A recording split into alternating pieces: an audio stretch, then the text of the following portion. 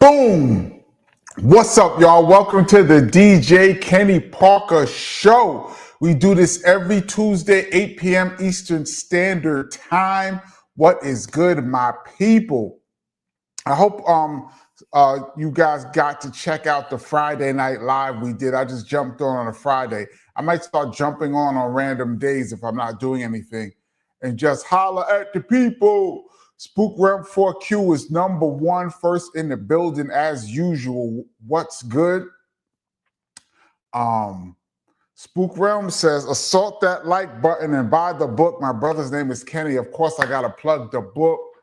If you don't have the book, get the book. The link is in the description below.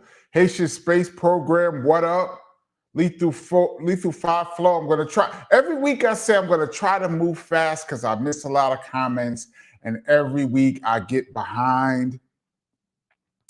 And this week will probably be no different, but here we go. Lethal 5 Flow says, congratulations. Just saw the trailer for the new Naked Gun movie with sound of the police accompanying it. I guess KRS-One and Showbiz will be receiving fat checks soon. Yes, they will. As a matter of fact, they had to sign off on the record just so it could be in there. So their check should be either already in hand or coming very soon. We talk about that all the time on this channel, that publishing is the gift that keeps on giving. Let's see. Sound of the Police came out in 1993. That's 32 years ago. And a fat check is coming to them right now. Gotta love it. Floetry, what's good? James Brown, what's good?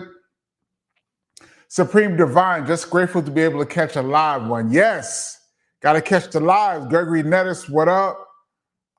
Abel Valdez, it's an interesting question. Says, peace, Kenny. Did Willie D from Ghetto Boys ever meet Willie D of BDP? Not to my knowledge. You know, in all my years of DJing in BDP, and I think my start, 1990, kind of coincided with the rise of the Ghetto Boys. I know they were out before then, but they had their biggest hit in 91. We never did a show with them, to my knowledge. And I met Scarface in 91, and he was already solo. And I met Bushwick Bill, rest in peace to Bushwick Bill. But I never met Willie D. What's up, Willie D? And our Willie D, I don't think they met. They could have, but I doubt it because Will was never really hanging out when we didn't have shows, or I didn't drag Will out the house. Me and Willie from BDP used to hang out a lot. We used to go to a lot of concerts because I used to drag him with me. Yo, Will, come with me here, come with me there. And I used to bring him to all the shows. So if I didn't bring Will outside to a concert, Will rarely hung out with industry people.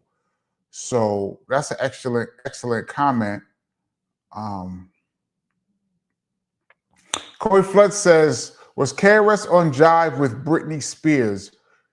She should have done the hook on Step Into a World. And I'm about to drop the Step Into a World breakdown this week for you guys, so I could tell you my behind the scenes of how that song was made, which was kind of funny.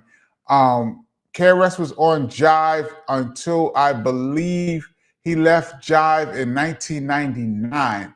I think Britney Spears was there, but I think she was just, I'm not sure when Hit Me Baby One More Time and all that stuff hit. It might have been, they might have just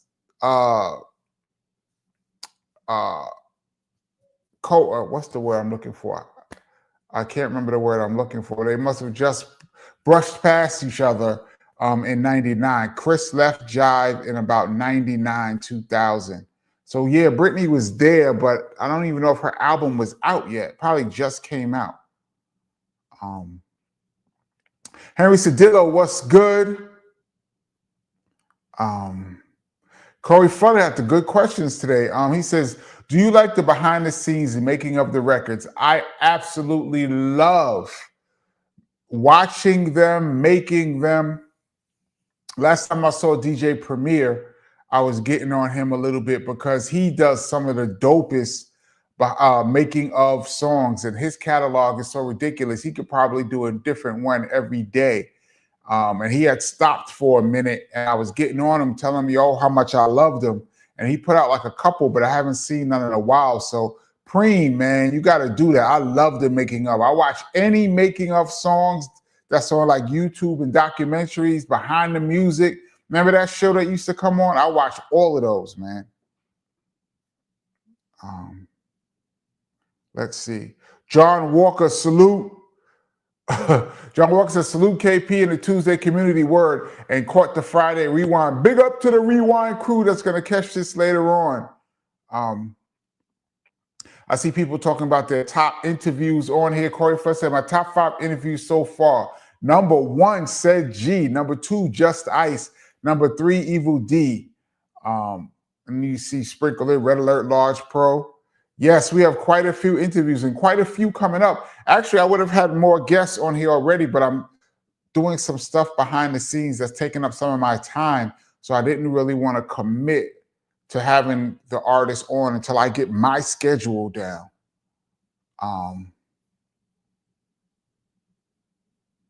Let's see. Terrence Hill, what up? Mike Rocks 25, Ilroy, what up? Rod Justice, what up? He says, hit that like button and subscribe. I know all of you people already subscribed, but please hit the like button. It helps the algorithm. Patrick Y, what's up? I'm trying to move quick. Y'all. I'm not going to fall behind this time.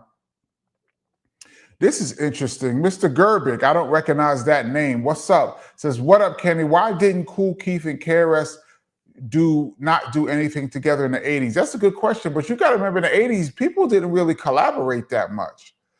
And even to the early 90s, people stayed with their crews. And even though BDP and Ultra were so close, they were practically one group at one time before they did their solo things.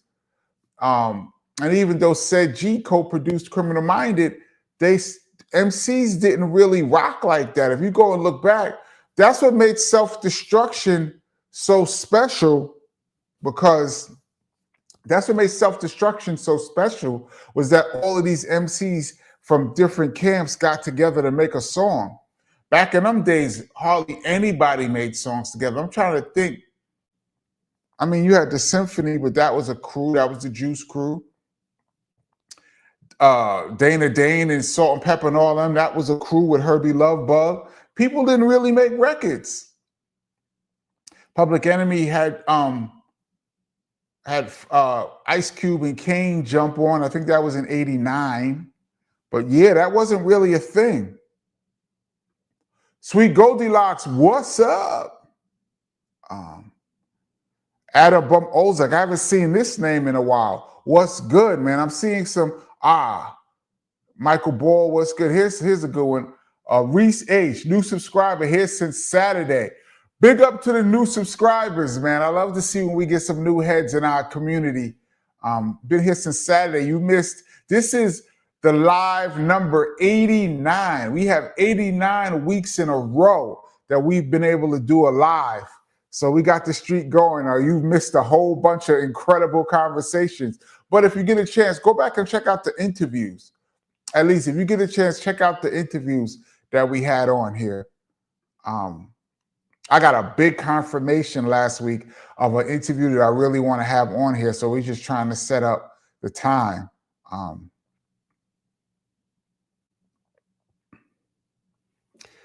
Ethan Sutton, what's up? Says, DJ KP, what are the ramifications of canceling shows and or tours? Did you by chance read the Rolling Stone article on Craig Mack? No, I did not. Shout out to Craig Mack. That's my man. I talk about him all the time. I met Craig Mack years before he came out. That was my dude. The ramifications of canceling shows as an artist. First of all, we talked last week about how as an artist, you usually get, the booking agency usually books your shows, or if you have a relationship with a promoter, you usually get 50% of your money up front. That's to secure the date. That's to say, I will be at a place on this date. Now, if the promoter, for whatever reason, has to cancel that date, that is your 50%. He cannot get that money back. That is your money to secure the date and say you will be there. Now, you could make a deal with him. You could say, I'll show up another day. You know, you could work it out, but he has no right to get the money back.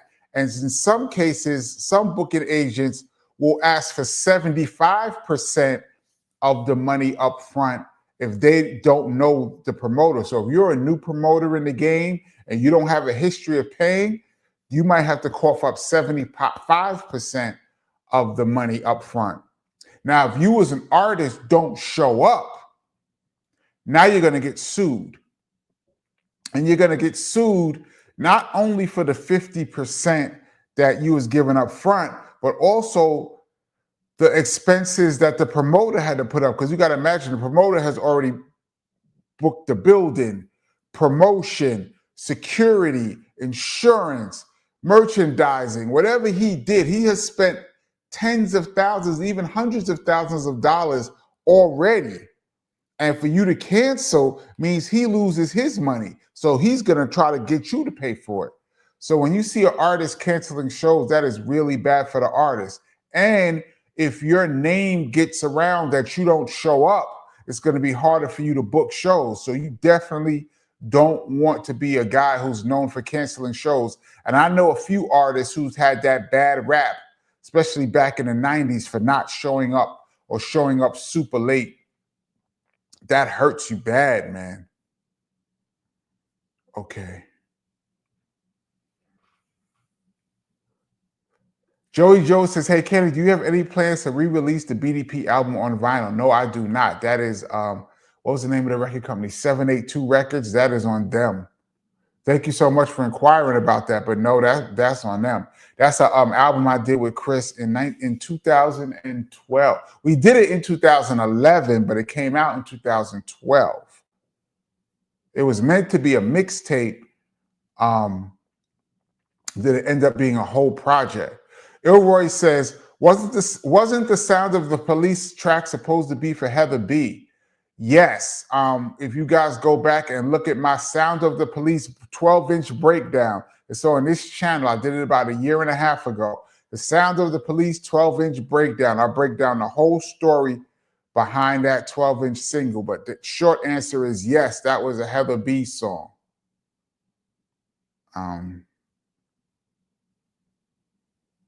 Chef Daddy says, yo, KP, what's good? That shirt you had on the Temple of Hip Hop video was fire.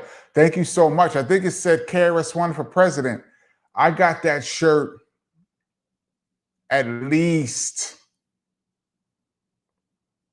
15, 20 years ago. And I've had it, and I haven't had a chance to really rock it. And from time to time, I rock shirts on here. I've had that shirt forever. I can't even remember who made the shirt. Rod Justice Hip Hop said BDP and Ghetto Boys not a great fit. We've done shows with all kind of people, man, that you wouldn't even be thinking about. We've done shows with just about everybody. Gangster rap. There was a tour. My first BDP tour was Boogie Down Productions and Young MC. Now that was not a good fit. That was a weird pairing. Young MC was mad cool. Shout out to Young MC. He's a super cool dude. We had fun. He always treated me great on the road, but I thought that was a weird pairing. We even did a show with a house music group called Adiva. Remember Adiva? What was the name of their song? I got a love for you. I got a love for you. We did shows with them. We did shows with everybody, man. If I could just go through the list of ill shows we did with people. We did a show with Vesta. Rest in peace. Remember the R&B singer Vesta? We did a show with Vesta, and she bodied it too in 91. It was Vesta, Chubb Rock, and BDP. It was actually turned out to be dope.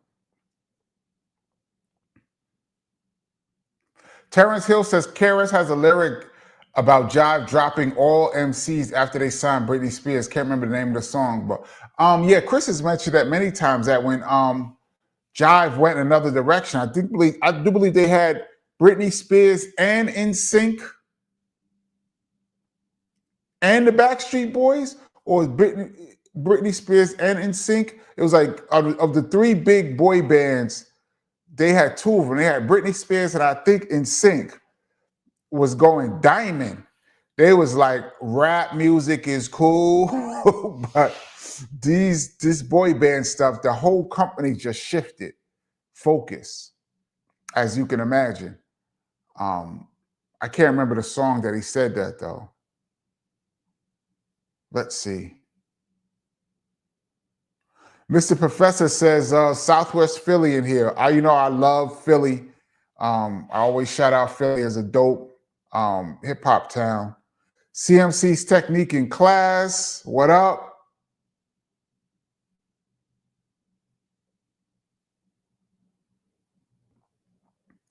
JT says, so hard to choose a top guest. They've all been top quality. Thank you. I think being selective with your guests and questions is a great approach, KP. Keep it up. Thanks. I mean, I try to talk to, well, first of all, I talk to people who I can get in touch with. And then it's a matter of people. There's quite a few people who declined to do the show. Let's see, we've probably had about 10 guests. I would say we've had at least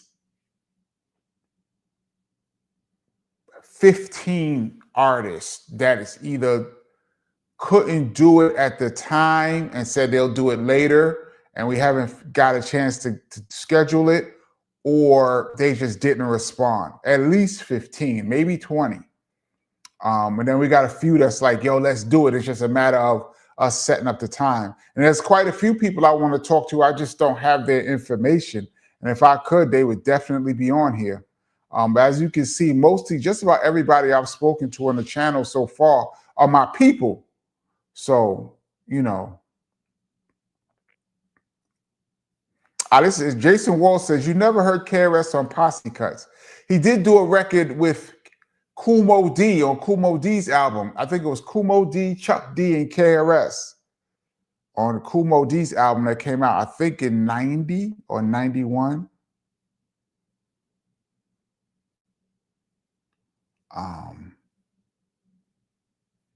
Let's see. Rod Justice says, if you were label mates, you might have had a chance to do a song together in the 80s. Even still being label mates, it was tough because you look at Jive, in the 80s, it was BDP, Too Short, Jazzy Jeff and the Fresh Prince, Houdini, Tribe came a little later, Steady B. Chris did do the remix with Steady B. And even then, they didn't mix and match. Even when we was working on Sex and Violence, that was in 92. There was no talk of like, let's do a record with somebody else. That was never really a conversation in the studio till later on in the 90s.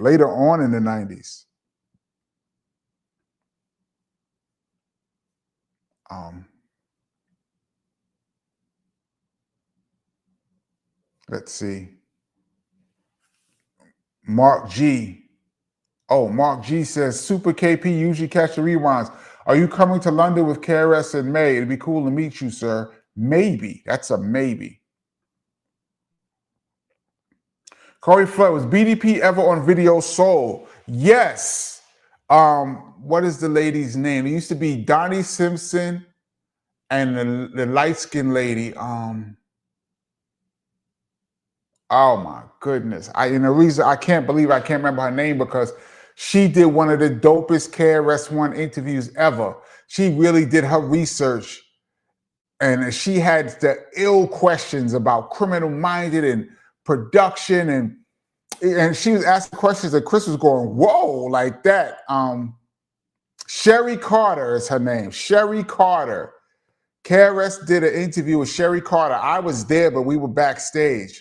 It was a super dope interview. Shout out to Sherry Carter. She did one of the best KRS interviews that I've ever seen from someone who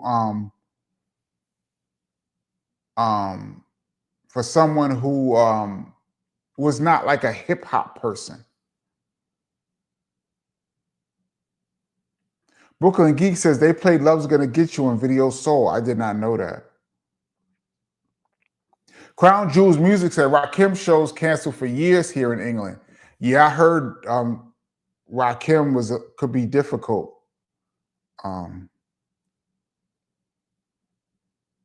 Let's see. Corey Flood says Lauryn Hill is notorious for showing up late. Yes, she is, man.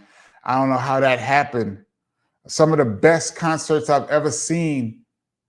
I saw Lauryn Hill when the miseducation of Lauryn Hill was at its peak. I saw her at Madison Square Garden do one of the best shows I've ever seen in my life. I just don't know what happened, man. He said she did a show at Toad's Place. Abs made us wait for hours and the show sucked to me. I've never listened to her music again. Wow. I don't know why artists do that to their fans. I don't know why. I can't even comment on that. Jason Wall says, when you was at St. Peter's, what was the biggest school you played against? Syracuse, UConn? We definitely played UConn a couple of times. I would say when I was at St. Peter's, the Big East schools were the biggest schools that we played. We played UConn twice when I was there, and we beat them once. I think Tate George. You guys remember Tate George? He was the star. I remember. I think another dude from the NBA was on that team.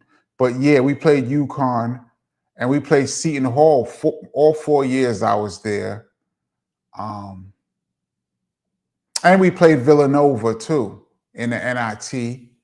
So I would say the Big East schools were the biggest. This is off the top of my head. Yeah. Henry Cedillo said, Kid didn't play with tour with NWA. That's bananas. But you know, back in the day, it was very hard to get certain venues because they say rap music brought violence. And so the insurance would be ridiculously high to have a rap group on the bill. So to combat that, they would sometimes throw R&B groups mixed with rap, try to make it like an R&B concert, but throw rap on it. They would try to mix it up to try to make it not so heavily rap, because if they made it all hip hop, the insurance would be ridiculous. And the amount of security you would have would be double. Like they have some kind of formula, like for every 1,000 people, you have to have X amount of security or X amount of police, because you can hire police for your venue. You had to have X amount of security per 1,000 people. But I think at hip hop, it was like double amount of security you had to have.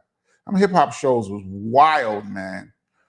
And you see people now in their 50s and 60s walking around, everybody's talking, and it's like, yo, us, we were buck wild in the 80s and 90s. Like hip hop now is nothing compared to how wild it was for our 50 and 60-year-olds. What was that, Generation X? Generation X was off the hook in the clubs, man. Jack Swagger, what up? Adam Bump says, they never went back. Mobb Deep signed, but they tanked. Oh, Mobb Deep signed to Jive. That's right. Jive picked up some groups in the 90s. They definitely had groups in the 90s, but rap groups, but that was not their focus. Oh, shoot. Brooklyn Geek says, best no-show ever. We went to see Tribe Called Quest, and they no-showed. We got a 3-hour performance free of The Roots. For me, you know how much I love Native Tongue, so I would have been very upset if I went to see Tribe and they didn't show up. Let's see. Best no-show for me, not best, but I went to a club in 89, late 89, to see MC Lyte. And MC Lyte did not show up. And in replace of MC Lyte, we got EPMD doing So What You Saying and everything. Matter of fact, shout out to Eric Sermon. I was just talking to Eric Sermon briefly on the phone yesterday. So shout out to him.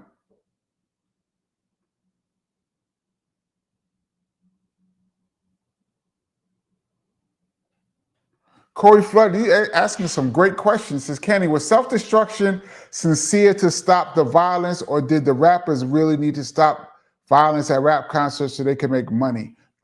KRS-One, the self-destruction came out of KRS-One Stop the Violent movement, and it was spurred by a BDP show. Well, it wasn't BDP, it was a bunch of groups, but BDP was on the bill, Nassau Coliseum. Somebody lost their life at the concert in Nassau Coliseum, the Dope Jam concert in '88, and that spurred Chris already had the Stop the Violence movement, but when this person got ended at the concert, that put into motion the self-destruction record. So I really believe that the people that were there on that self-destruction record were really speaking from the heart.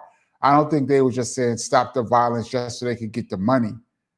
Even though stop the violence helps people get money, but I would say that wasn't what self-destruction was about.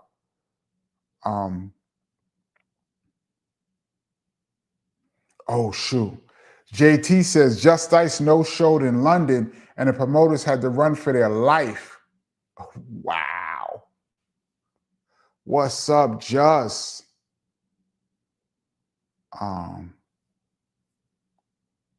Let's see.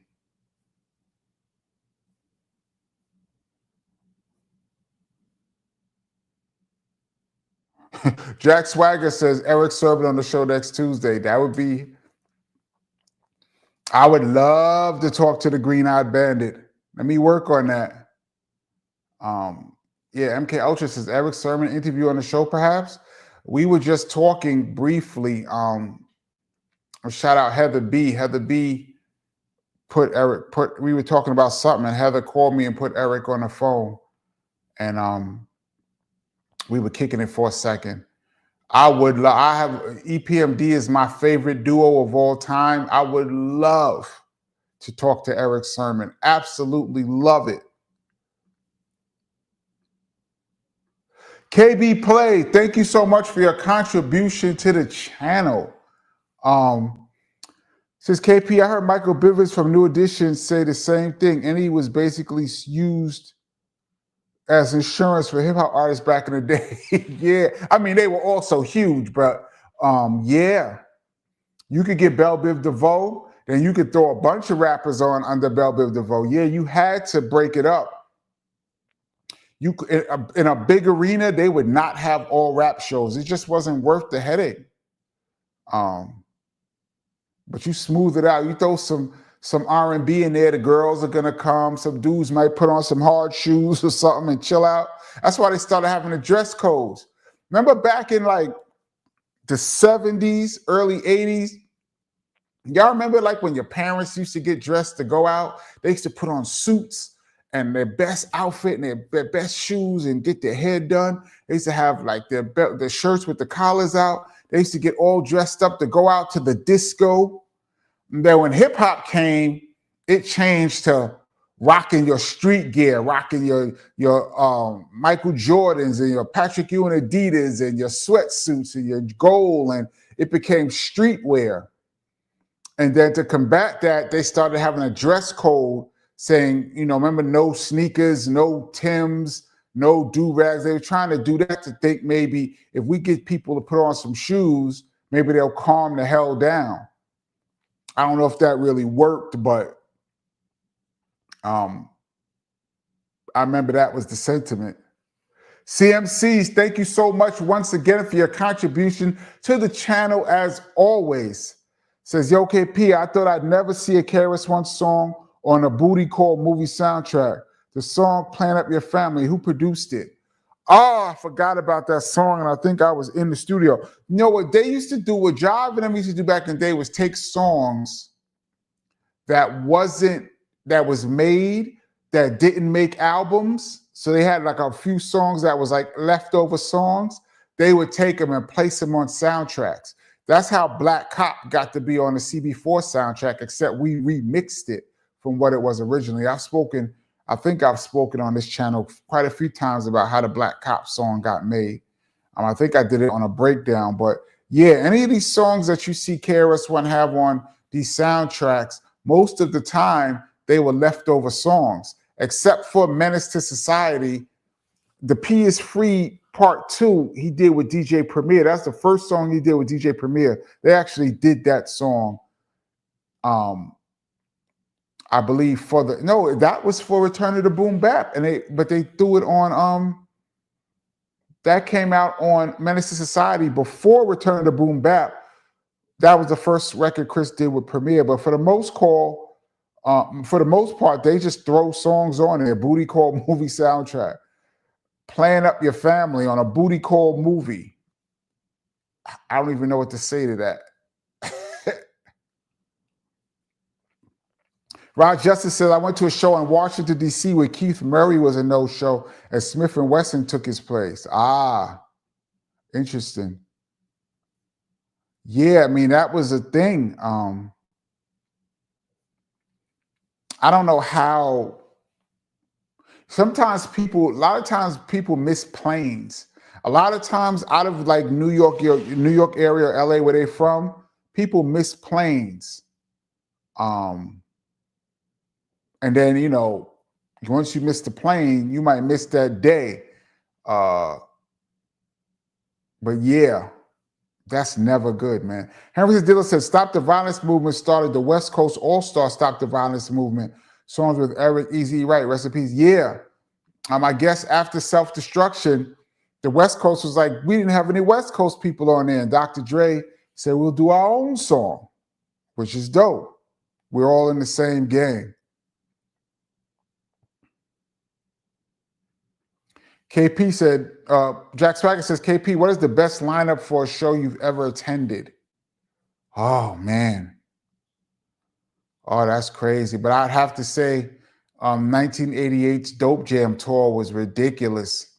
The bill was Ice-T, Biz Markie, Boogie Down Productions, Dougie Fresh, Kool Moe Dee, and Eric B. and Rakim. That was the tour. And then in Philly, they threw Public Enemy on there too. That Philly show with those 7 groups was ridiculous. And everybody had a crazy album out at the same time. That's one of the greatest shows I ever seen. I remember there was some contest they was doing on the radio. They can't find Flavor Flav. Flavor Flav might not make it to the show. And I remember Public Enemy came out and was like, we can't find Flavor Flav. And this is 20,000 people in this arena.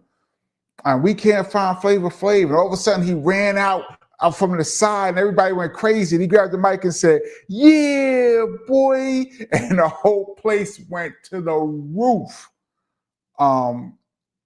They tore it down. I remember that show. That's the dopest show I've ever attended.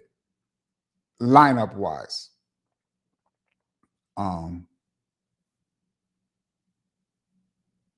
Let's see. Mrs. C said, didn't New Edition and Curtis Blow used to tour together? I'm pretty sure. I mean, Grandmaster Flash and them used to tour with all kind of R&B groups. Ray says, who remembered Pump It Up host D Barnes? Me, of course. That's my homegirl. Shout out to D Barnes. That's the fam forever. Yeah, I remember that. And I think I mentioned on this show when she had that altercation with Dr. Dre. For those that remember, she had her own show and she did an interview with NWA and she did an interview with Ice Cube. And then the way they edited it made it seem like NWA went first and then Ice Cube dissed them. That's back when they was having their beef. And Dr. Dre and Death Row ran up on D Barnes, who probably weighed $110, and Dre did some terrible things. And I remember I talked to D Barnes on the phone like maybe a week or 2 after this happened, and she told me the whole story. And I remember saying to myself, I said it to her, if I was there, I definitely would have jumped into that. I would not have sat there and watched that happen. And I probably would have gotten hurt because I mean, we found out later on that, you know, all them death row dudes was there. Suge Knight was there holding people back, allegedly. And I definitely would have had a problem, but I would have jumped into that one. But yeah, I remember D Barnes. That's my people. Oh, by the way, before I forget, I keep hitting my microphone. Before I forget, I want to give a happy birthday shout out to my sister. Happy birthday. Yeah, I want to get that out there before. Balonius Funk says the clubs always had dress codes. Not in New York, they didn't. In New York in the 80s, early 90s, you could go wearing anything. Literally. The Tunnel, Latin Quarters, all that, they didn't have no dress code. You could wear whatever you want.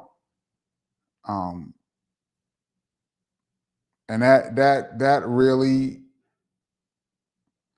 led to some problems, I think.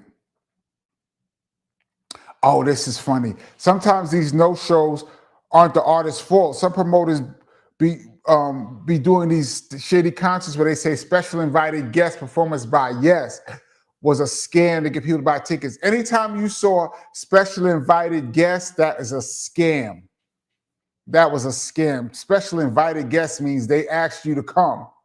They don't know if you said no, yes. Sometimes they didn't even ask people. They would put people's names on the flyer. Sometimes I've seen flyers that said, the hottest hip hop jam with the hottest artists. That's it. Then have pictures of all kind of people you want to see, but they never said these people are coming. They just said the hottest artists and then just put all kind of people on the flyer. Yeah, I remember that special invited guest scam. That was a terrible one.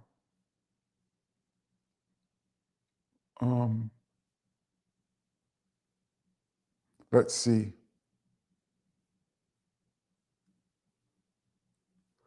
Def Rocker said, we used to wear British Walkers, Clark, suede front shirts. I had a dope suede front back in when I bought my suede front. In like 86, I had the ill suede front. You couldn't tell me nothing. It was like a sweater, but with like the front of it had like a vest shape made in suede. So the arms were sweater, but the front was suede. What? I remember Jordache jeans and everything. Wow, you really dug it up.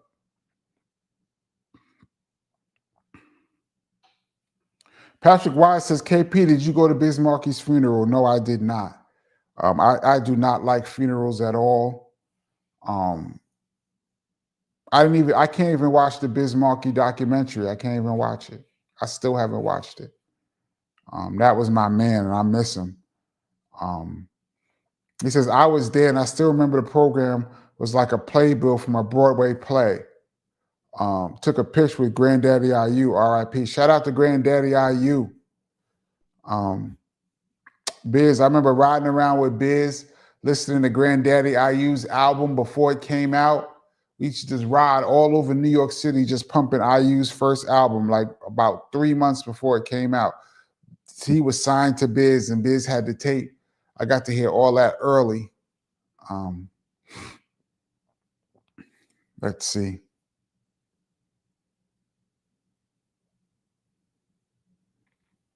Henry Dilla says, that's definitely what they did for the dress code in the clubs in West Coast because of the gang culture. Yeah, no tennis shoes, starter caps, and definitely no do-rags.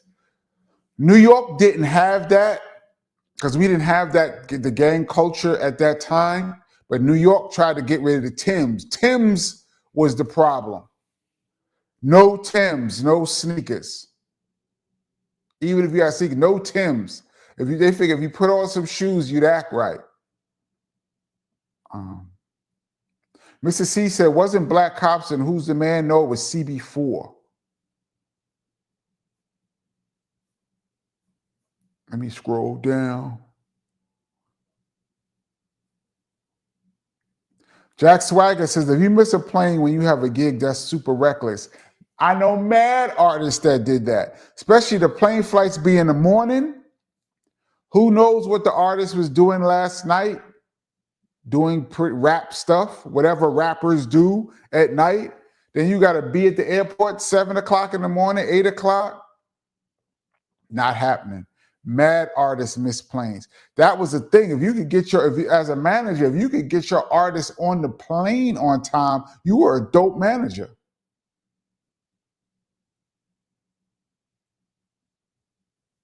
Jason Wall says, I had a job in the 2000s where you couldn't wear long, plain white tees because they said it was gang related. Yeah. I remember when white tees was a thing for a while. Remember the NBA banned the white tees? And Allen Iverson made them change the dress code. But AI started it, but then dudes just got crazy with it. I remember Kenyon Martin at the press conference with the big, ridiculous earrings and jewelry and a long white tee. NBA was like, all right, enough. Y'all remember that? The NBA dress code?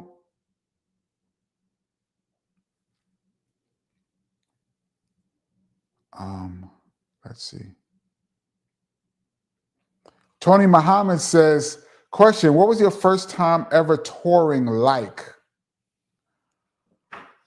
Please get the book. I go into great detail about my first time ever being on tour with BDP. I was not the DJ. I was just hanging out with my brother. It was wild. My eyes were this wide. I couldn't believe what I was seeing. As a hip hop fan, I couldn't believe the lineup that I was telling you guys that I saw. And I couldn't believe what I saw afterwards. Please get the book. The real party was later on. It's crazy.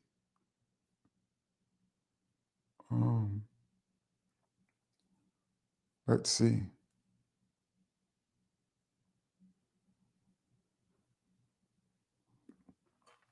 Best lineup I ever saw was a Cold Crush anniversary in 1998. Biz, Kane, Rakim, and KRS. That's ridiculous. I probably DJ'd that show. 98?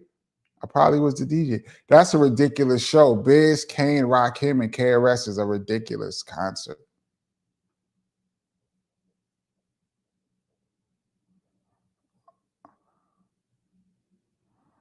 All Positive said, do you still have the SP1200 disc from the Sex and Violence album, and do they still work today?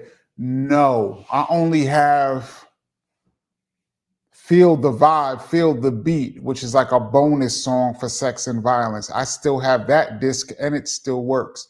And I keep saying that I'm going to do that in the next couple of weeks. I'm going to do, SP1200 is sitting right behind me. Y'all can't see it. I'm going to pull out all the discs that I have that is from at least the 90s. I have a few, and I don't know if they work, but the ones that work, I'm going to press play and I'm going to see what comes out. I have no idea what's on them. I know y'all going to try to diss me, but I'm going to do it anyway. I'm going to play some old beats. But no, I do not have those discs. I wish, man. I found a beat tape. I think I still have it of beats that I gave Chris, and I think one of them was We In There is on this tape. But there's other beats on there too, but I don't remember playing those beats for Chris. So I don't know how that happened to be, but I think I saw a beat tape. I think I still have that. Doris Banker says she was dating Dre, I believe. No, I don't think they were dating. That was on some, he was mad that he felt that Ice Cube got the last word. And D Barnes was saying, I had nothing to do with the editing. I just did the interview. The way they edited a certain way, but Dre wasn't trying to hear that. Nandy Johnson, good evening to all. Good evening. For those that's just checking in, this is the DJ Kenny Parker Show. We do this every Tuesday, 8 p.m. Eastern Standard Time. Big up to the Rewind crew and big up to my sister. Happy birthday to her. Oh.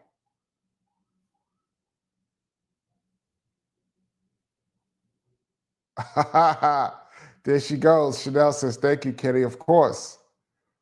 My sister's on the check-in. For those of you that got the book, y'all know that's crazy.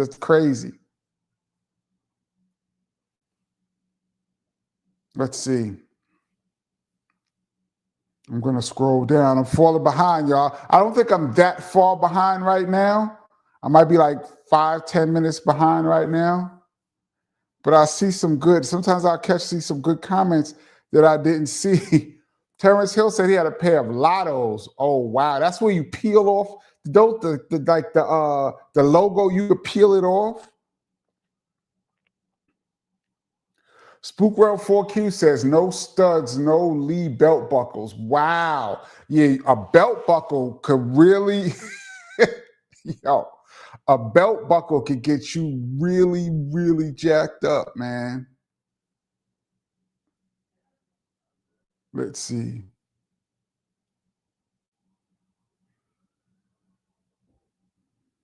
B-Boy Jones says NBA wants to make money off of black players, but then rejects their culture.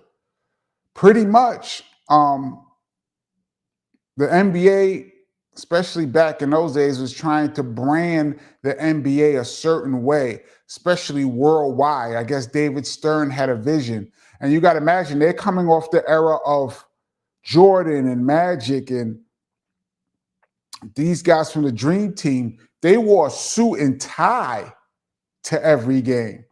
They straight up wore suits and ties to the game. And then this kid, Allen Iverson, comes into the league with cornrows, jewelry. He used to be rocking throwbacks, different NBA team throwbacks. I remember AI got in big trouble because he came to the Philadelphia 76ers game with a Bill Russell Boston Celtics throwback on. And I remember the owner of Philadelphia was like, yo, you got the #1 selling jersey in the whole entire NBA, and you come here with a Boston Celtics jersey on? Like, he didn't understand the culture of the throwback jerseys was hot. Like, having an official throwback jersey was hot. The owner of Philadelphia 76ers wasn't trying to hear that. He's like, Allen Iverson, wear the Allen Iverson jersey.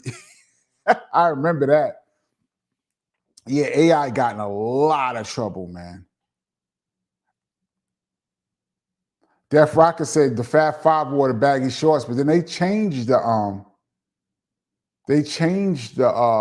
NBA adopted the baggy shorts. First, Jordan had loosened up his shorts. Remember, Jordan had loosened them up from them tight 80s shorts, and then the Fat Five just took it to a crazy level. Then it got to the point where shorts were past dude's knees. Like, I don't even know how a dude threw it between his legs with the shorts there. Now it went all the way back to the 80s.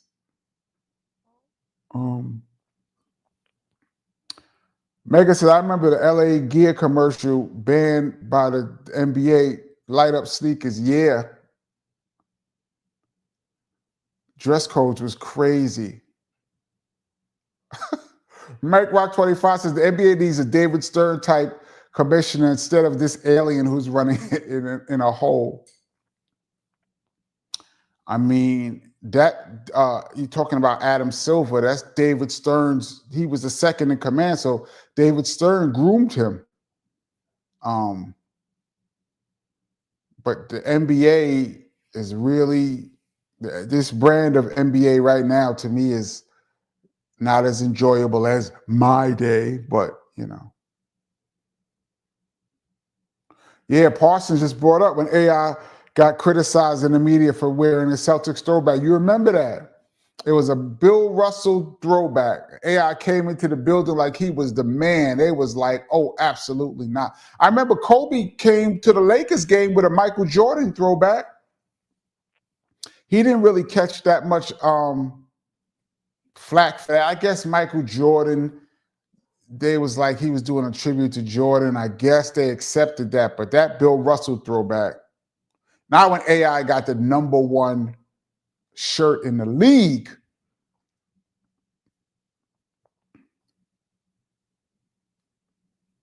this is interesting. Did Miss Melody write her own raps? Not sure. I've never seen Miss Melody write her rap, so I don't know.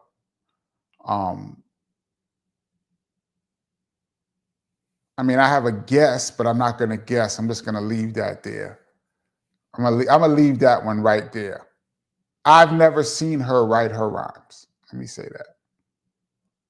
She could have.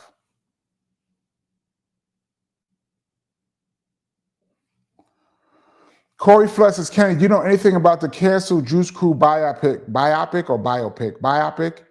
with David Banner as Biz? That would have been dope. And Talib Kweli as Scott LaRock? No, but I did remember that. I think I mentioned this before, that there was a Juice Crew biopic in the mid 2000s, early 2000s, mid 2000s. And I don't know if this is the same one or one, but this was around that time. And Tony Yayo was going to play KRS-One. And I remember because Chris told me that Tony Yayo called him and was getting some pointers on like how he would approach the role. Like Tony Yayo was taking it very serious. He called KRS, like, you know, to try to see how he could play KRS. So I know that Tony Yayo was up to play KRS-One. I don't know if he was auditioning, but I believe that he had the role. Tony Yayo was going to be KRS-One. I don't know how he would have pulled that off, but I remember that. Otherwise, I don't really know. Supreme Divine said, I would never diss you, man. I want to hear those beats. I'm going to play the beats. I mean, you know, once you put it out there on the internet, people, you know, I mean, like I said, I respect everybody's opinion. And, you know, I'm just going to play the beats. I have no idea what's going to come on. And I'm not going to play them before I'm not going to screen them. I'm just going to find the ones that's old and see what works. And we're just going to have some fun. Jack Swagger says, we in there demo will be fun to hear. Yeah, it's just the loop. It's just the loop. I think if you guys go back to my sex and violence breakdowns I did on this channel, I think I went into a whole detail about all the songs that I did on sex and violence. But when I first played it for Chris, it was just the loop. As a matter of fact, there's two beats in We In There. There's an intro and then the main beat. When I played it for Chris, those were two separate things I played for him. I played him the intro as one thing, and I played him the We In There track as another thing. It didn't even have drums. It was just the loop. And he said to me, take that one beat, make that the intro, take this other beat, combine those two, and put some drums under it. I'm going to get something to eat. And he went to the store to get dinner and left me in the studio to finish the beat. And that was the first song I ever produced for KRS, which is probably like the first beat I played him. It was crazy. I was so happy. Reggie Johnson says, yo, KP, have you ever met / worked with Nappy Roots? No, not to my knowledge.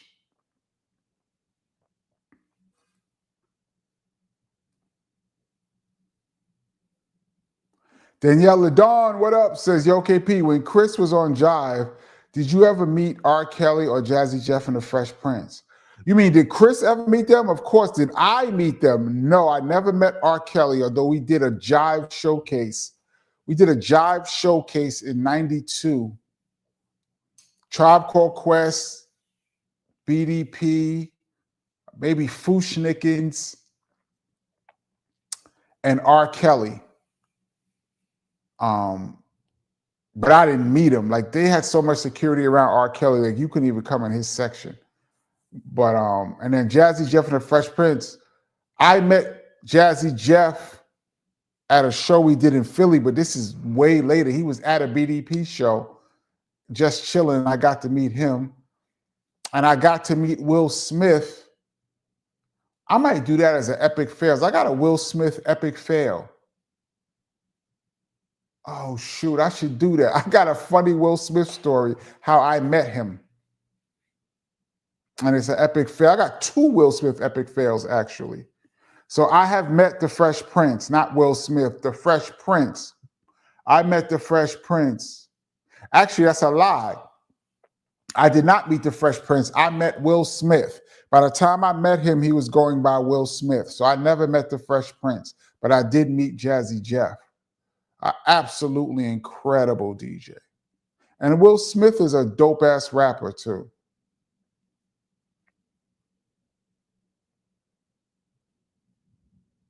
Live from Deacon Stranger said, I was going to ask your sister from the book. Yes. Today is her birthday. And she is on the check-in.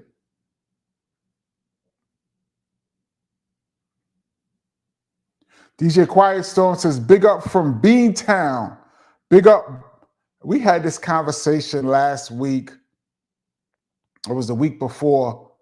My New York, they claim I have a New York accent. Like I said, I don't think New York has an accent. I think the rest of America has an accent. New York, stand up, help me out right now. I'm in trouble. So I'm going to say big up Boston, even though y'all say Boston, which sounds weird to me, but I guess that's how you say it. Boston Celtics, Boston, Massachusetts. That sounds crazy to me. I'm from Brooklyn, and it's Boston.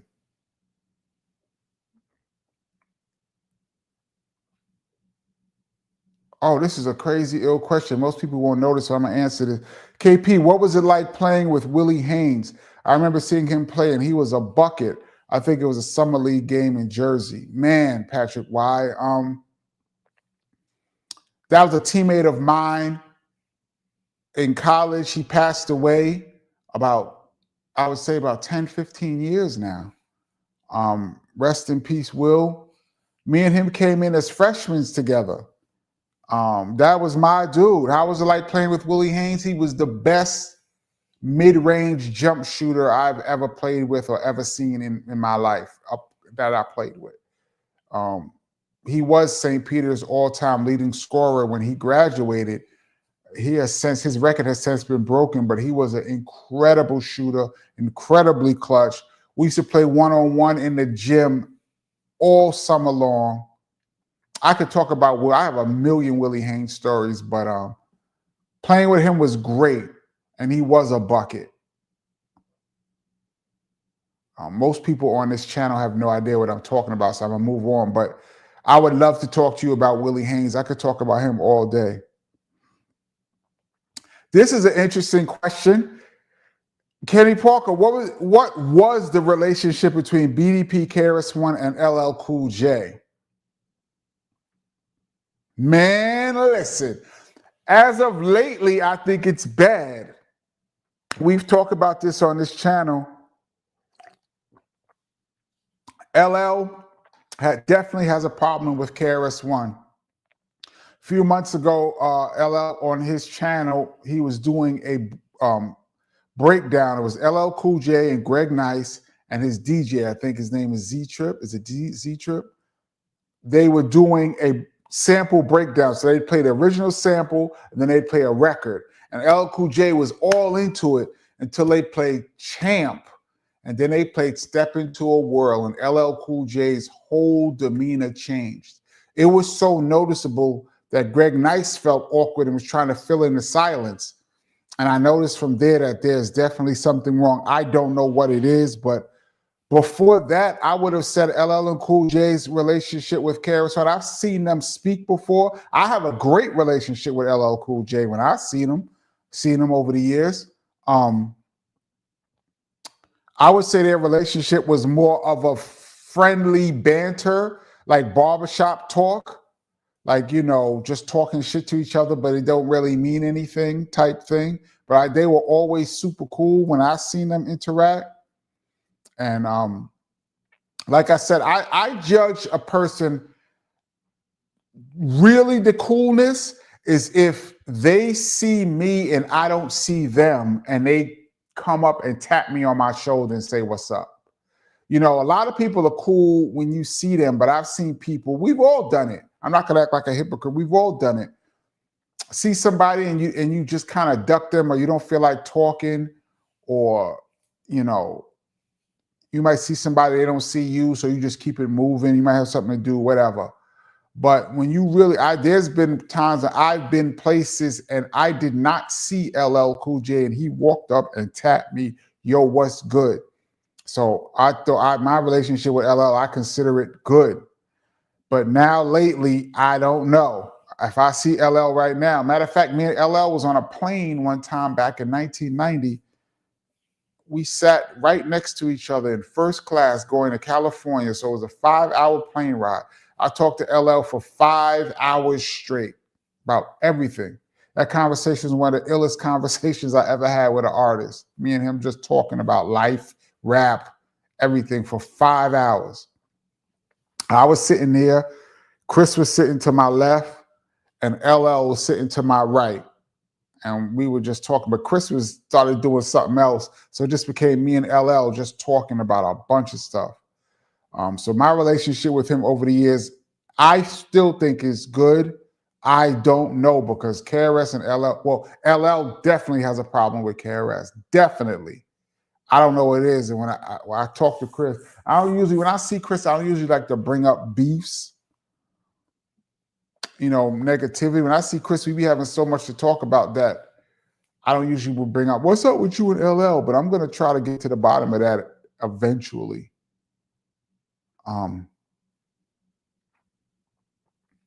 Dartmouth said, what's the last good film you watched? Oh, that would be a minute for me to answer. I'd have to really think about that. That's new? I'd have to really think about that. Yeah, I'd have to really think about that one because probably like shows on like a Netflix show or something like that. I used to go to the movies all the time. I don't even really go to the movies like that no more. CMC says White Chocolate had no problem with them baggy shorts. Yeah, shout out to Jason Williams. Yeah, he used to cross dudes over with them shorts. I don't know how the dudes was throwing it between their legs with them crazy shorts, man. All right, let me scroll down a little bit because I'm behind. We have just passed 1 hour. This is the DJ Kenny Parker Show. For those that's just checking in, we do this every Tuesday, 8 p.m. Eastern Standard Time. We usually go for about an hour and some change. We're at an hour. So we're just going to go on. I'm going to see some comments and just talk. Yeah. Dartmouth says, thoughts on Sidney Moncrief. I remember Sidney Moncrief. He doesn't get mentioned as much as he should. He was a dope perennial all-star in like the mid to late 80s, right? He was only like 6'4".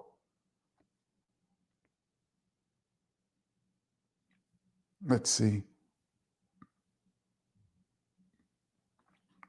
Supreme Divine said nobody could ever play Biz Markie. Biz is such a one of a kind, man.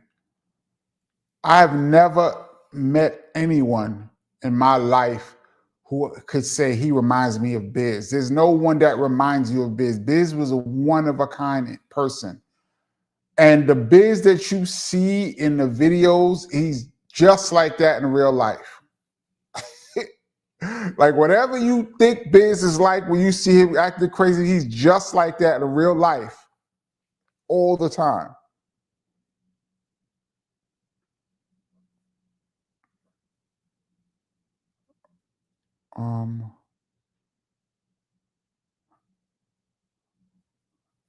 Let's see. KB Play, thank you so much for your contribution to the channel. I really appreciate it. Says, I feel like LL and KRS had to do with the Grammy Hip Hop 50 just based on the timeline of events. Yeah, I was thinking about that. I was like, I think, I don't know for sure, but I think that LL Cool J had something to do with putting together the whole 50th anniversary hip hop Grammy celebration. And they reached out to KRS-One. And of course, for those that don't know, KRS-One is not a fan of award shows at all. And not only did he decline to do the Grammy celebration, but he went on YouTube and did a whole rant and really disrespected the Grammys and their credibility. And I was with Chris on the things that he said. Y'all know how I feel about industry people in the industry. I mean, winning a Grammy would be great, though. But I understand what Chris was saying. And that may have been the final straw for LL. But I don't know, so I can't say that's the truth. But like you said, based on the timeline of events, I'm trying to think that, because I thought it was the verses, when Fat Joe was gassing up, he was saying, Fat Joe was saying that LL Cool J and KRS-One were his two favorite artists of all time, and they should battle. And then, of course, he was telling Chris, what do you think would happen in a battle with you and LL? And of course, once you say that to Chris, he's going to be like, I'll smash him. He start talking shit to LL. And then LL came on Fat Joe and was talking shit back. Chris ain't going to smash me. I got plenty of songs. And they was talking shit back and forth, which I think is wonderful. I think that's how their relationship is. It didn't really mean anything, just two MCs talking shit. So I thought it didn't mean anything. So I was like, well, why is LL so mad? Like him and Chris is always talking shit, but it don't mean anything. Like when KRS is really serious about you, you would know. And he was never like serious about LL. He'd just be like, I'll battle anybody, which he would, but it was never like, I got beef with LL. I've never heard him like say he had a beef with LL. But I think that's what it was, man. But I don't know.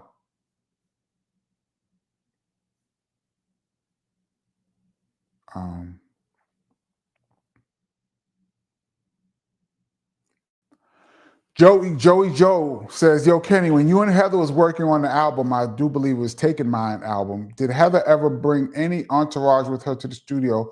Was it all serious business for you two? I don't know if you saw my interview with Heather Beers. The very first interview I did on this channel was about a year ago this time. And Heather was actually here at the crib. It wasn't a split screen. Heather came through and we talked and we were arguing about this very same conversation. Please go back and check it out. To answer your question, it was both. Heather used to come with her entourage, which I'm cool with all her peoples. And I was very serious. I think during that conversation with Heather that we did here, I talked to you guys about the studio fees and how the record company be trying to charge you. And I wasn't trying to let that happen. As the producer of the project, I wanted to make sure we came in under budget and we got some of our money that they owed us. So I was dead serious all the time in the studio. I don't play in the studio. You could play anywhere else you want to play, but the studio is no time for playing to me. Some people's attitude is the studio is just an extended party. We party all night. We get to the studio. It's more fun. That's how some people work. For me, I like to do a lot of my work home. I like to do a lot of pre-production in the crib. So when I get to the studio, most of my work is already done. I don't like to be in the studio starting from scratch. That's never been me because studio is too expensive. Oh, that's a great question. But go back and check out my interview with Heather B because me and her argued about that on here. She thought I was corny for being too tight in the studio, but I don't think so. This is very interesting. I think the Fresh Prince is a better rapper than Will Smith. And of course, on this channel, I always say that I don't believe in the word better. There's no such thing as best and better. It's all music is too subjective. But I can see what you're talking about. Although, if you look at it from a business standpoint, Will Smith was way better than the Fresh Prince. Fresh Prince, biggest album was He's the DJ, I'm the Rapper, was double platinum. And he won the first Grammy, the first hip hop Grammy for Parents Just Don't Understand. Will Smith, the album with Getting Jiggy With It and Men in Black and all that, sold 6 million copies. That album was a monster. So if Will Smith, biggest album, sold 3 times what the Fresh Prince's biggest album did. And the Fresh Prince was a big pop star. He sold to go double platinum in '89 is ridiculous. ridiculous. And the Will Smith sold 3 times that. So now if you're a businessman, you would say that Will Smith is a better rapper than the Fresh Prince. Now for me, brand new funk and all that, brand new funk and summertime, I like the Fresh Prince. Will Smith, I like, what did I like? I liked Men in Black. I thought it went with the movie. I thought it was perfect for the movie. Shout out to my man, Commissioner Gordon, for engineering that session. He got a Grammy nomination as an engineer for that. I thought that was perfect for that movie, but I like the Fresh Prince. I personally like the Fresh Prince a little better than Will Smith, but Will Smith is way bigger than the Fresh Prince, if y'all understand what I'm saying. That's just my opinion.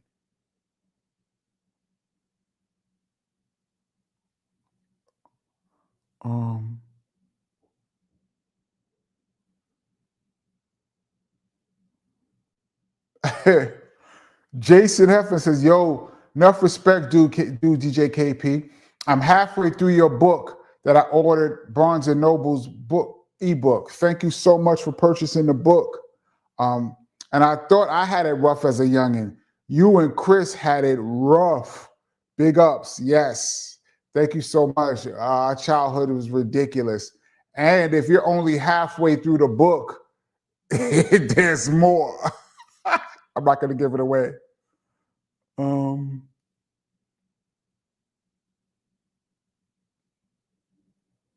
This is interesting. I'll give y'all a little tidbit. Douglas Carter says, peace, Kenny Parker. I was just listening to the Artifacts older stuff. How do you look at them? And do you look at Tame One as a dope MC? Absolutely. As a matter of fact, when Artifacts from the Wrong Side of the Tracks came out, that single, I went up to Big Beat Records, banging on the door, and made them find me a copy of that. I think my man Reef, shout out to Reef. I think he worked at Big Beat Atlantic Records, who they were signed to, and I think he gave me the copy of Artifacts from the Wrong Side of the Tracks. And I played that song so much. I used to be the DJ whenever we had shows and we go on the road. I always used to be the one to make the tapes, obviously. And I used to have that song bumping on all my tapes, Artifacts from the Wrong Side of the Tracks. I played it so much, and we did a show with them. And if you listen to MCs Act Like They Don't Know, when KRS-One says, I'm like Artifacts from the Wrong Side of the Tracks electrified. He says that in the rhyme. I'm like Artifacts from the Wrong Side of the Tracks electrified. I believe he said that because I used to play that record so much. He had no choice but to hear that record 1,000 times messing with me. And he said it right after that. I played it. He said that in his new single. I'm like Artifacts from the Wrong Side of the Tracks electrified. So I believe, in my opinion, that the reason why KRS-One said that I had a little influence on that lyric for me playing that song that much. So shout out to the Artifacts and rest in peace to Tame One.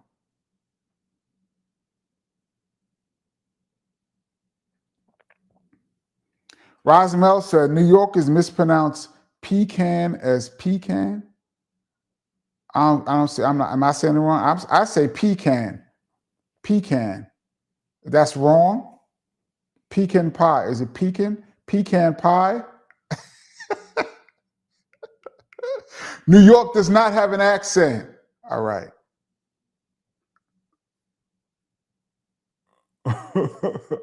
Pecan pie. CMC, once again, thank you so much. Because when a Tribe Called Quest, De La, and Common were peaking, I always wanted to see them do a posse cut with Black Sheep. Is that Fushnik's, Black Star, the JBs, and the Roots? Yeah. I wish we could have got more of Tribe, De La, Jungle. I mean, we got Buddy, which was an incredible, a top 5 posse cut. And then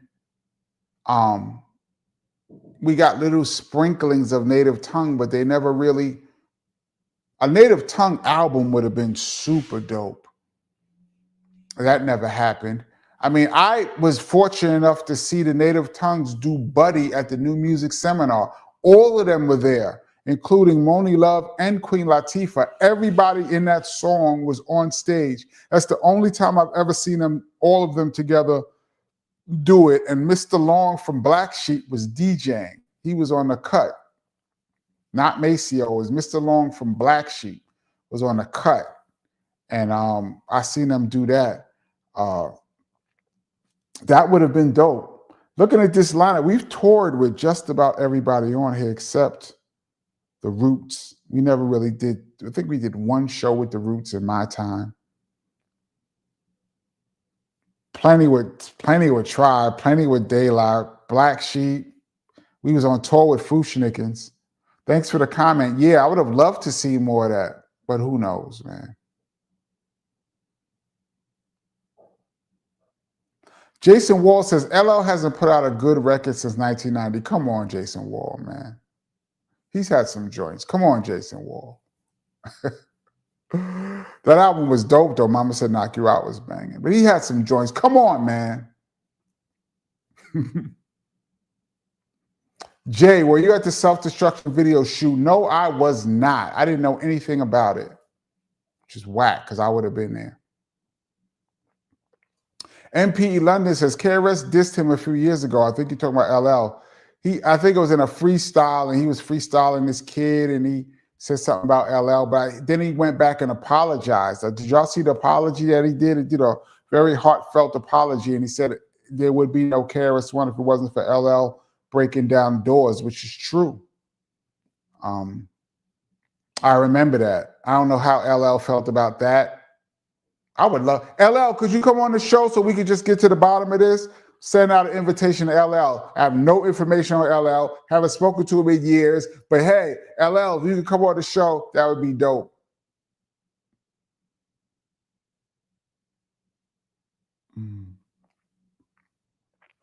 Hype Style says, Kenny, have any of your peers in the business privately expressed that they wanted to go to college or finish college like yourself? Has anyone tried to make sly remarks about you because you finished? No. First of all, most people do not know that I went to college. So that's not like common knowledge. And quite a few rappers have gone to college. They just don't talk about it. Like Kool Moe Dee has a degree. We talked last week about Master Ace going to the University of Rhode Island. I don't know if he graduated, but he was there. Quite a few rappers have some college. They just don't talk about it because I don't know I don't know why that would not be considered cool. If that's an embarrassment, then that's whack, and that's a problem in our community. I could go into that, but I'm not at the moment. But no one has ever dissed me about that. No one has expressed to me about wanting to go back to college, though. I mean, once you get a taste of that, to that musician life, there's nothing better than it. I loved college. College was dope. And I was in college, and I was a college athlete, and it was dope, but it ain't better than being in a music group. I'll tell you that much. Mike Rock 25 said, yeah, it was your boy me who mentioned LL's reaction to the show at Great Nights. Yeah, thank you, Mike Rock. So I went back and watched that, and it was crazy.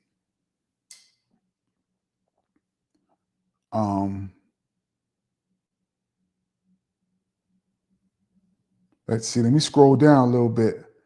Am I falling too far? Am I too far behind? I'm like 10 minutes? Because I'm seeing the comments, but the comments just keep coming. And I'll be trying not to skip. I'll be trying to see everything, but then I'll be falling too far behind. Tampa Bay Boston Terrier says Tracy Morgan as Biz. Hell yes. Tracy Morgan as Biz. He's not tall like Biz. Biz is over 6 feet. Biz might be like 6'3", 6'2", 6'3", but he would be a perfect Biz.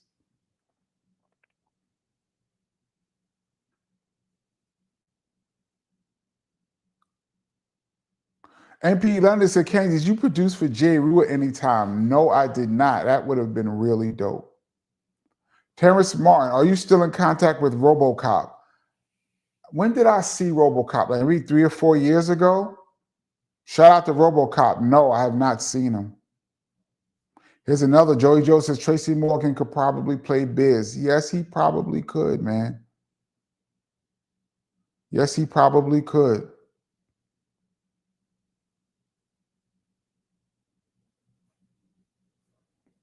Beyond the Matrix says, I remember when Jason Williams from the New Jersey Nets stunned gun his limo driver. That was crazy. Jason Williams, I used to see Jason Williams in the club all the time back when he was at St. John's. He told me that he knew Scott LaRock and he grew up with Scott LaRock. And I used to see him all the time in the club. And then about 2 or 3 years ago, maybe 3 or 4 years ago, before COVID, I was walking in New York and I ran into Jason Williams. I said Jason Collins? Jason Williams standing in front of a hotel in Manhattan. And I walked up to him and said, hey, remember me, Kenny Parker? He was like, yeah, I remember you. Imagine he had been to prison and everything. But he was still mad cool. Shout out Jason Williams. He was a friend of Scott LaRock's.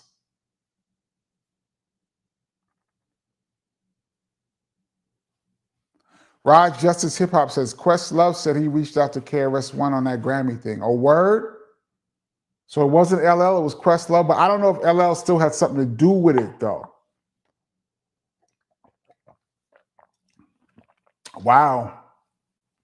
Yeah, that was, I could have told them Chris wasn't doing that. I wish somebody had reached out to me. I could have saved them the headache.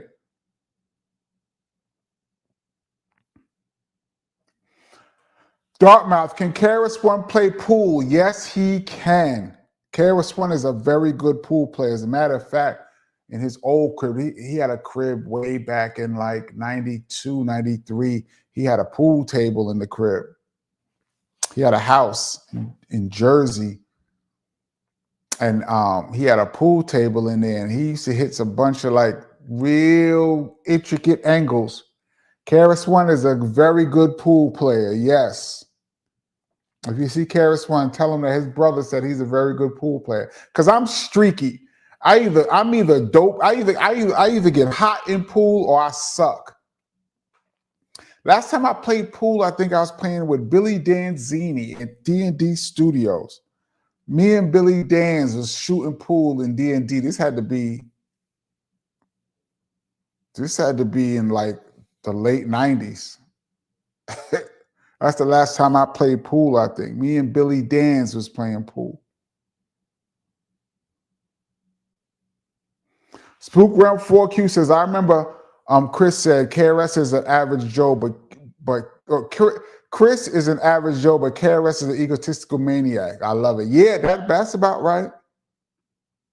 If you knew Chris, the Chris I know is far from the KRS that you guys know. But then again, that's my brother. I've known him my whole life, but still, he's very funny, man. Chris Parker is really, really funny.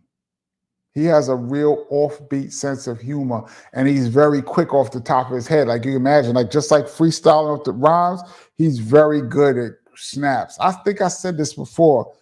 His number one target used to be Willie D from BDP. His number one target used to be Will. Rest in peace to my man Will, because Will used to be so hard all the time. Will used to be sitting in the van all hardcore.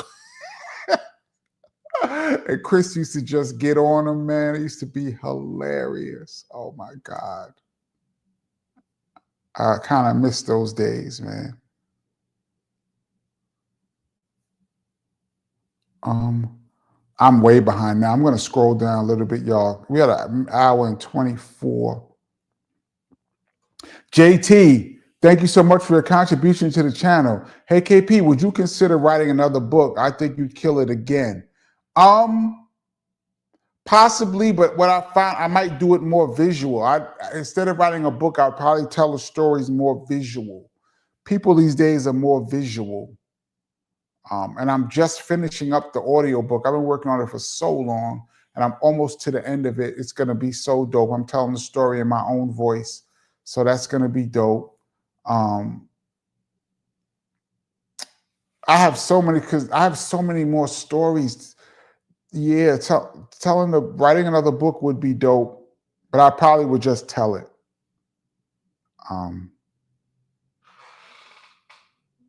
Oh, I'm sorry. My phone was, so I got a message. Okay, we're at 1 hour and 25. I'm going to jump all the way down, y'all. So I'm just going to skip a bunch of comments. Where's Benny Doyle at? The Benny Doyle scroll down. Where's Benny Doyle, man?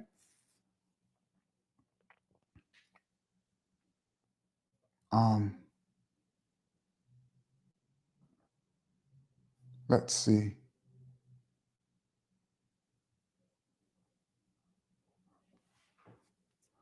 Mr. C says, what about MC Rosmel playing Biz Markie? He's funny and can beatbox. Yes. Didn't they have like a little beef? Like, didn't Rosmel go at Biz for a second? I remember that. But yeah, he would be dope because he can beatbox and I mean, if you could teach him some of Biz's mannerisms.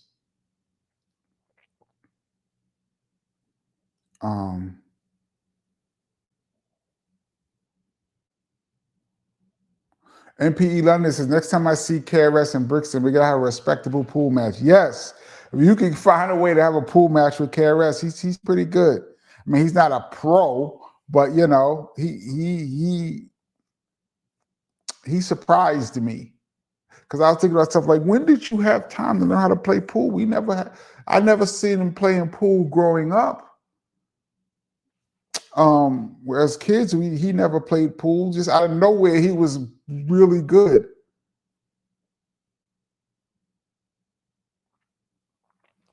Markeith Bankwell says, how long was KRS-One homeless? See, a lot of these questions you guys ask, I go into great detail. I hate to keep plugging the book, but for me to answer the question, the detail that I go into about a question like that is in the book. Years to answer your question. I don't want to give it away, but years. We both were homeless.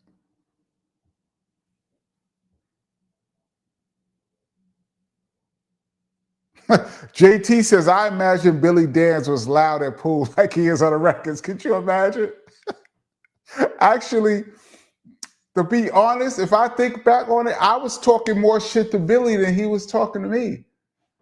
It was a bunch of us in the pool because D&D was so janky, y'all. Probably at the very top of the most classic hip hop studios of all time, and probably the jankiest.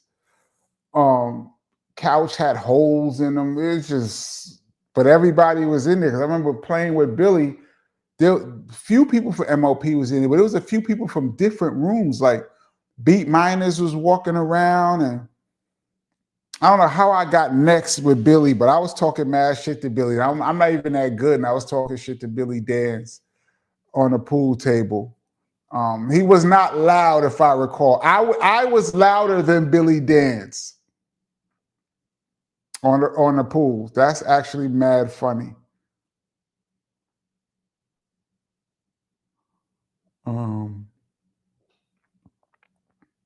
Corey Flood says your next book should be illustrated. That would be really, really dope.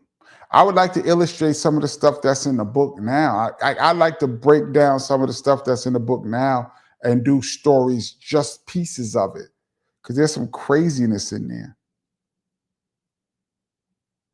Dartmouth, what's your favorite street in Brooklyn? Flatbush Avenue, man. I'm from Flatbush, basically. We lived all over New York.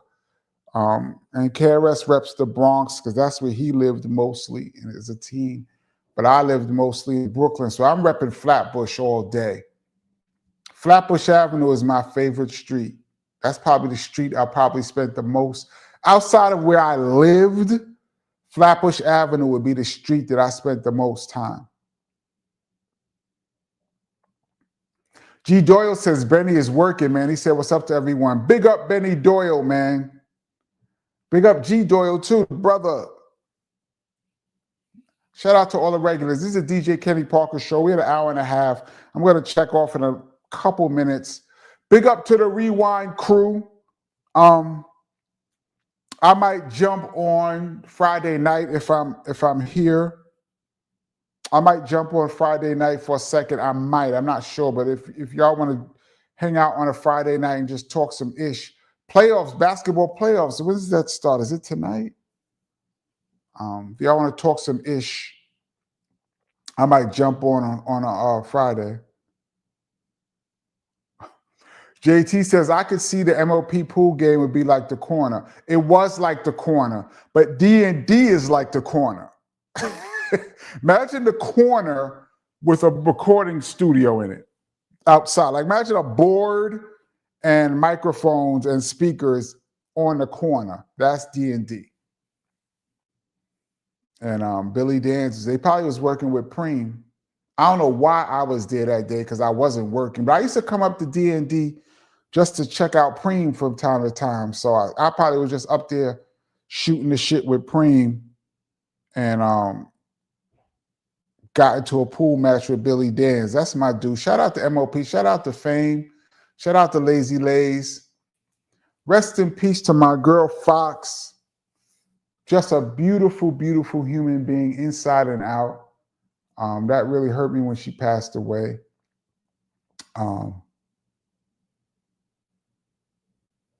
Yeah.